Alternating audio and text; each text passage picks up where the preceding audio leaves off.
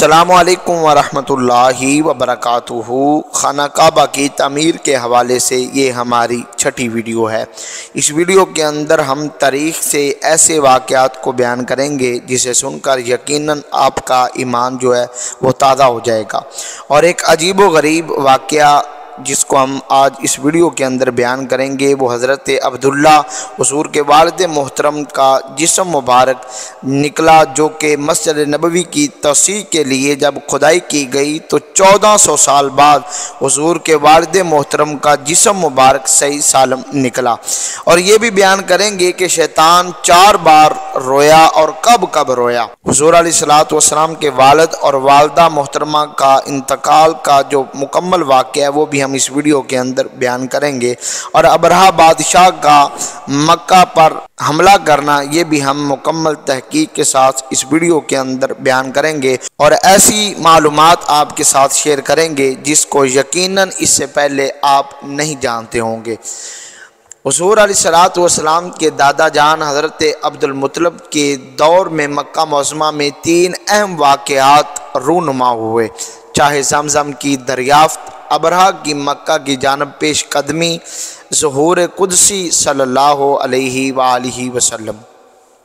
حضرت عبد المطلب کو 3 راتیں لگاتار ایک خواب کے ذریعے زمزم کنویں کی نشاندہی کرتے ہوئے اسے کھودنے اور صاف کرنے کا حکم دیا جاتا رہا۔ چنانچہ حضرت عبد المطلب اپنے اکلوتے فرزند حارث کو ساتھ لے کر وہاں پہنچے اور اس جگہ کی کھدائی شروع کر دی۔ ابھی تھوڑی ہی کھدائی کی تھی کہ پانی کے آثار اور چھپا ہوا خزانہ ظاہر ہونے لگا۔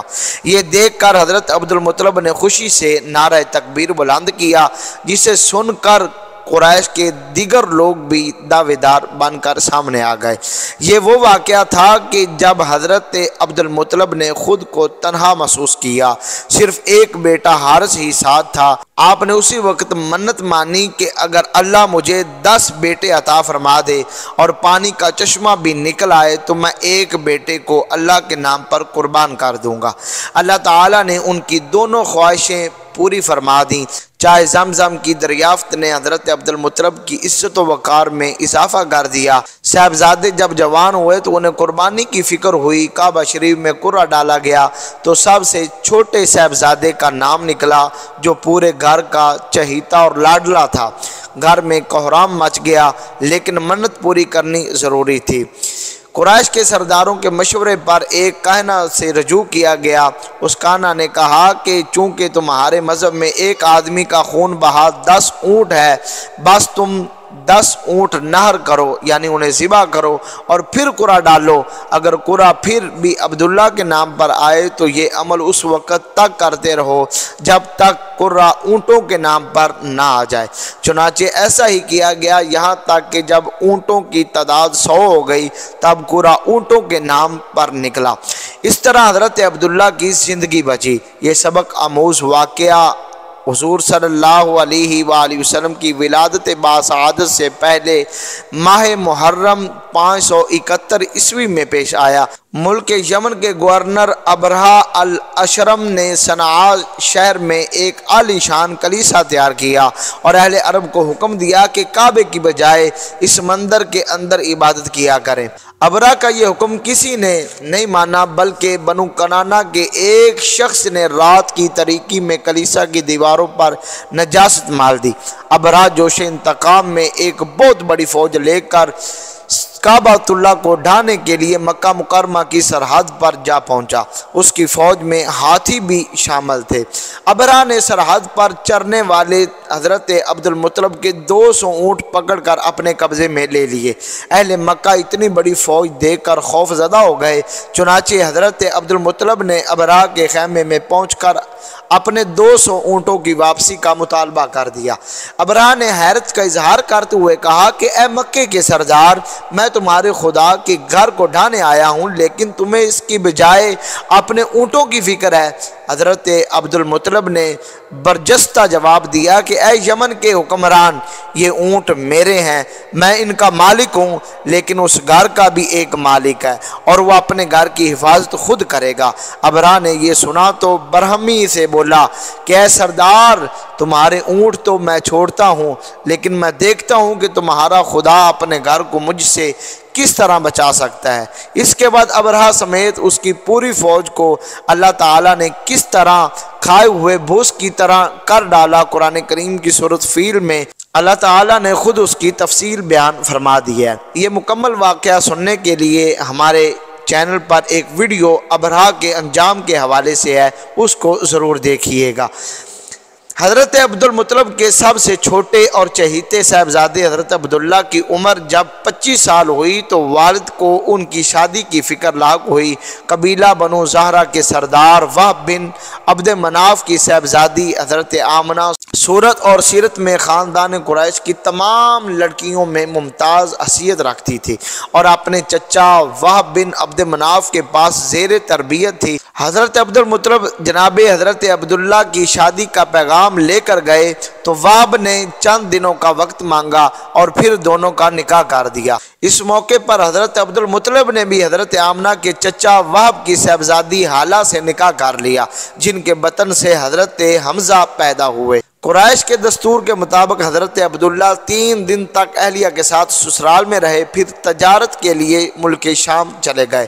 واپسی پر بیمار ہو گئے، مدینے میں اپنی ننہال بنی عدی بن نجار کے پاس ٹھہر گئے۔ وہاں انہوں نے 1 ماہ تک قیام کیا۔ قافلے کے لوگ مکہ پہنچے تو انہوں نے حضرت عبدالمطلب کو حضرت عبداللہ کی بیماری کے متعلق بتایا۔ حضرت عبدالمطلب نے فوری طور پر بڑے صاحبزادے حارث کو بھیجا، لیکن حضرت عبداللہ وفات پا چکے تھے اور ننہال والوں نے انہیں قبیلے کے ایک فرد نابغہ کے گھر میں دفن کر دیا تھا۔ یہ وہ وقت تھا کہ جب سرکار دو عالم حضرت محمد مصطفیٰ صلی اللہ علیہ وآلہ وسلم اپنی والدہ محترمہ کی کوکھ میں تھے۔ حضرت عبداللہ کا جسد مبارک کب اور کیسے نکلا؟ مسجد نبوی کی توسیع کے سلسلے میں کی جانے والی کھدائی کے دوران حضور اکرم صلی اللہ علیہ وآلہ وسلم کے والد محترم حضرت عبداللہ بن عبدالمطلب کا جسد مبارک 1400 سال سے زیادہ عرصہ گزر جانے کے باوجود بالکل صحیح سالم حالت میں برآمد ہوا۔ حضرت عبداللہ قبیلہ بنی عدی بن نجار میں مدفون تھے۔ جب قبر کو شک کیا گیا تو حضرت عبداللہ کی میت 1400 سال گزر جانے کے باوجود تر و تازہ تھی۔ ان کی قبر کے قریب ہی 2 صحابہ کرام کی قبریں بھی محفوظ تھی۔ ان میتوں کو جنت البقیع میں سپرد خاک کر دیا گیا۔ جنوری 1978 میں خبر پاکستان اخبارات میں شہ سرخیوں کے ساتھ شائع ہوئی تھی۔ امام الانبیاء خاتم الانبیاء حضرت محمد مصطفیٰ صلی اللہ علیہ وآلہ وسلم کا ظہور قدسی مشرق کے گھٹا ٹوپ اندھیروں سے نمودار ہوتی موسم بہار کی معطر و معظم صبح صادق کی پر نور بابرکت ساعتوں میں، جب محسن انسانیت سرور کونین خاتم الانبیاء حضرت محمد مصطفیٰ صلی اللہ علیہ وآلہ وسلم کی ولادت باسعادت ہوئی تو دنیا توحید کے نور سے منور ہوئی اور تاریخ کے ایک مثالی دور کا آغاز ہوا۔ ابن خلدون اور طبری کے مطابق آفتاب رسالت کا ظہور 12 ربیع الاول بروز پیر صبح صادق 4:20 پر ہوا۔ یہ ظہور پر نور پوری کائنات کے لیے ایک عظیم تر انقلاب کا آغاز تھا۔ یہی وہ مقدس ظہور تھا جس کے باعث فارس کا ہزاروں سال سے چلنے والا آتش کدہ سرد پڑ گیا۔ یہی ظہور مکرم تھا جس سے دریائے ساوا خشک ہو گیا۔ یہی وہ ظہور عظیم تھا جس نے مکہ کی فضاؤں کو مشک و عنبر کی مدہوش کن خوشبوؤں سے مہکا دیا۔ یہی وہ ظہور قدسی تھا جس کے بارے میں حضرت آمنہ نے فرمایا تھا، رسول اللہ صلی اللہ علیہ وآلہ وسلم کے پیدا ہوتے ہی مجھ سے ایک ایسا نور نکلا جس سے ملک شام کے قصر اوان روشن ہو گئے۔ حضور اکرم صلی اللہ علیہ وآلہ وسلم کے دادا حضرت عبدالمطلب نے محمد نام رکھا، جو عرب میں ایک نیا اور غیر معروف نام تھا۔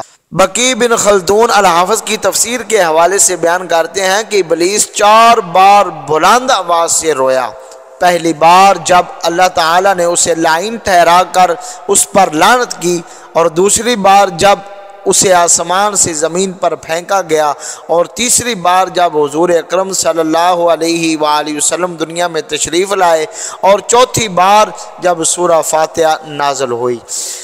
حضور صلی اللہ علیہ وآلہ وسلم کی جب ولادت باسعادت ہوئی تو نبی پاک صلی اللہ علیہ وآلہ وسلم نے اپنی والدہ کے بعد چند دن تک چچا ابو لہب کی کنیز صوبیہ کا دودھ پیا۔ پھر عرب کے دستور کے مطابق آپ کو قبیلہ بنی سعد بن بکر کی ایک خاتون حلیمہ بنت زویب کی آغوش میں دے دیا گیا تاکہ بہترین تربیت ہو سکے۔ قبیلہ بنی سعد مکہ سے 170 کلومیٹر کے فاصلے پر تھا۔ بنو سعد میں آپ صلی اللہ علیہ وآلہ وسلم 5 یا 4 سال کی عمر تک رہے۔ حضرت حلیمہ کے 4 بچے تھے جو آپ کے رضاعی بہن بھائی تھے، جن کے نام عبداللہ، انیسہ، حذیفہ اور حذیفہ تھا۔ حذیفہ حضرت شیمہ کے نام سے مشہور ہوئی، اور حضور نبی کریم صلی اللہ علیہ وآلہ وسلم کو اپنی اس بہن سے بہت زیادہ محبت تھی۔ وہ بچپن میں آپ کو ہر وقت گود میں لیے رہتی تھی۔ بنو سعد میں آپ صلی اللہ علیہ وآلہ وسلم کے قیام کے دوران خیر و برکت کے بہت سے واقعات سیرت کی کتب میں درج ہیں، لیکن شق صدر کا واقعہ نہایت ہی منفرد ہے۔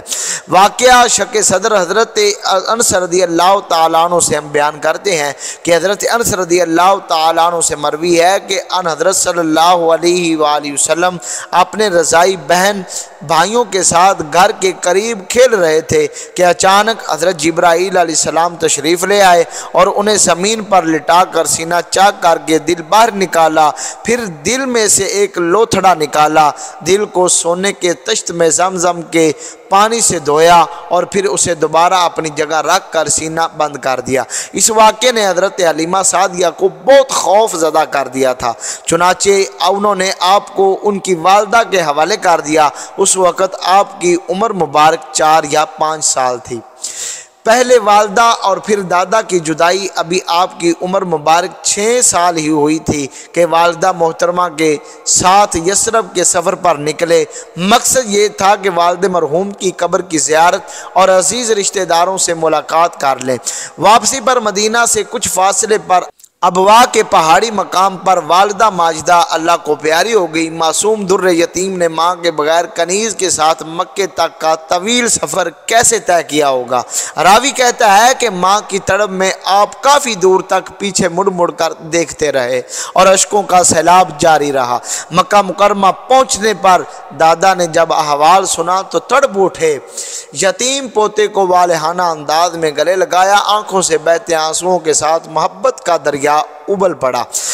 بے اختیار پوتے کو اپنی باہوں میں لے کر فرمایا، اے ابن عبداللہ، تیرا چوڑا ماتھا اور نورانی چہرہ اس بات کا گواہ ہے کہ تو اللہ تعالیٰ کی نظر میں بڑی شان والا ہے، فکر نہ کر، تیرا دادا ابھی زندہ ہے۔ پھر اہل مکہ نے دیکھا کہ قبیلہ قریش کے سردار حضرت عبد المطلب کی تمام محبتیں، شفقتیں، پیار جان سے زیادہ عزیز پوتے محمد صلی اللہ علیہ وآلہ وسلم کے لیے وقف تھا۔ دادا کی شفقت بری آغوش میں ابھی 2 سال ہی گزرے تھے کہ ایک دن اچانک دادا بھی دائے اجل کو لبیک کہہ گئے۔ ام ایمن سے مروی ہے کہ انتقال سے قبل میں نے دیکھا کہ رسول اللہ صلی اللہ علیہ وآلہ وسلم ان کے سرہانے کھڑے رو رہے تھے۔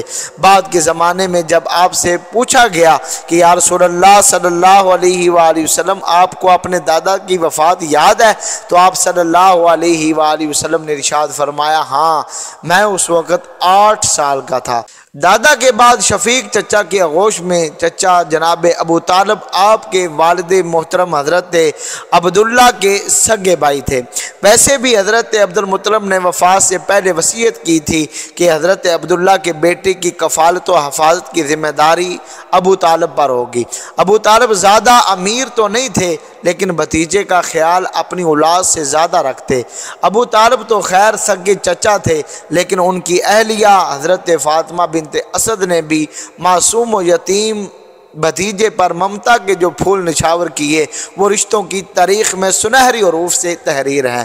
अल्लाह के नबी सल्लल्लाहु अलैहि वसल्लम बचपन के उस दौर को याद करते हुए फरमाया करते थे कि अबू तालिब के बाद चची फातिमा बिनते असद से ज़्यादा मुझ पर कोई मेहरबान ना था। जनाब अबू तालिब साए की तरह आपके साथ साथ रहते थे। अभी उम्र मुबारक 12 साल थी तो अपने चचा के साथ मुल्क शाम के सफ़र पर निकले तो काफ़िले वालों के साथ बसरा शाम में पड़ाव डाला। करीब ही गर्जे में बरजीस नामी एक राहिब रहा करते थे। उन्होंने आपको देखा तो पुकार उठे, ये तो सैयदुल मुरसलीन है, ये तो रहमतल लिल आलमीन है। जनाब अबू तालिब ने दरियाफ्त किया कि आपको कैसे मालूम हुआ? उन्होंने जवाब दिया, जब ये नीचे उतर रहे थे तो मैंने देखा कि तमाम दरख्त सजदे में थे, जबकि दरख्त सिवाय नबी के किसी और को सजदा नहीं करते। फिर उनकी पुश्त पर मोहर नबूवत भी है, ये भी निशानी हमारी आसमानी कुतुब में दर्ज झील है। मुझे डर है कि मेरी कौम के लोग इन्हें नुकसान ना पहुँचाए। चुनाचे राहब के मशवरे पर जनाब अबू तालिब ने तेज़ी से ख़रीदो फरोख्त मुकम्मल की और फ़ौरन मक्का मुकरमा की तरफ रवाना हो गए। उम्मीद करते हैं कि ये आपको हमारी वीडियो अच्छी लगी होगी। अपने दोस्तों के साथ भी शेयर कीजिएगा। इंशाल्लाह मिलते हैं नई वीडियो के साथ, तब तक के लिए अल्लाह हाफिज़ व नासर।